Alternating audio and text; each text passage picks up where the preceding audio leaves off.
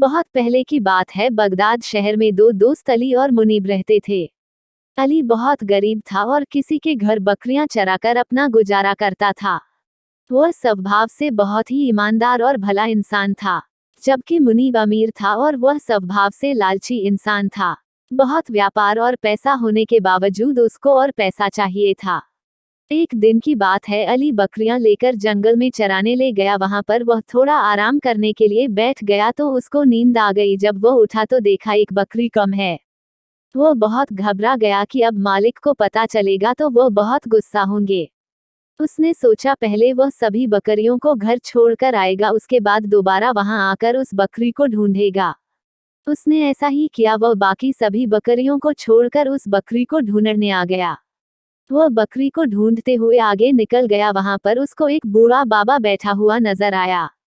अली ने बाबा से पूछा कि आपने मेरी बकरी को देखा है? बाबा ने बोला उसको बहुत भूख लगी है, उसको कुछ खाने को दे दे, उसने 2 दिन से कुछ नहीं खाया।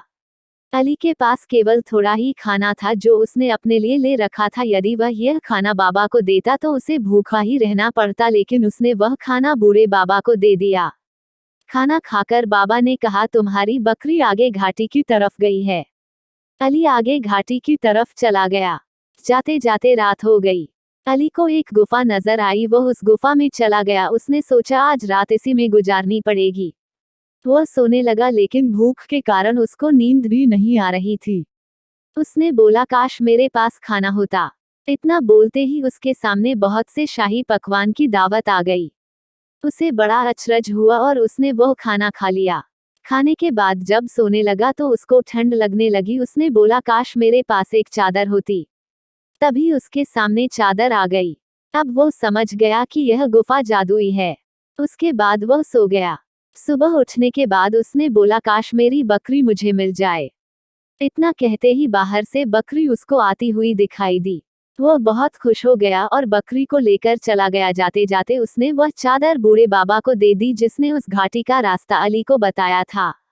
उसने यह बात अपने दोस्त मुनीब को बताई।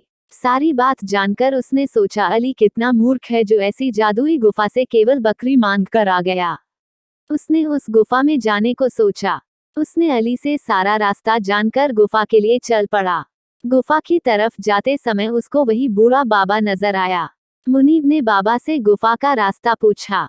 बाबा ने उससे खाने को मांगा तो मुनीब बोला, यदि खाना मैं तुमको दे दूंगा तो मैं क्या खाऊंगा? उसके पूछने पर बाबा ने मुनीब को गुफा का रास्ता बता दिया। घाटी पहुंचकर जब उसने गुफा देखी तो वो बहुत खुश हो गया।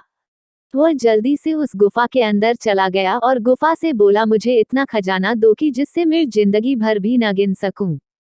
पहले तो कुछ नहीं हुआ, लेकिन कुछ समय बाद उसके सामने खजाना आने लगा और वो बहुत खुश हो गया। धीरे धीरे वह खजाना बढ़ता ही जा रहा था। मुनीब खजाने को गिनने में लग गया। वह खजाना गिनने में इतना मगन हो गया कि उसको इसका ध्यान नहीं रहा कि बढ़ते खजाने से गुफा का दरवाजा बंद हो रहा है। कुछ ही देर में गुफा का दरवाजा पूरी तरह से बंद हो गया। उसके बाद भी खजाना बढ़ते ही जा रहा था। थोड़ी देर में मुनीब उस खजाने में दबकर मर गया।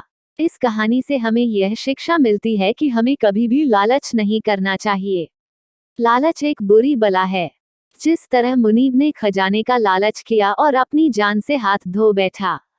प्लीज लाइक करिएगा, सब्सक्राइब करिएगा और मुझे सपोर्ट करिएगा।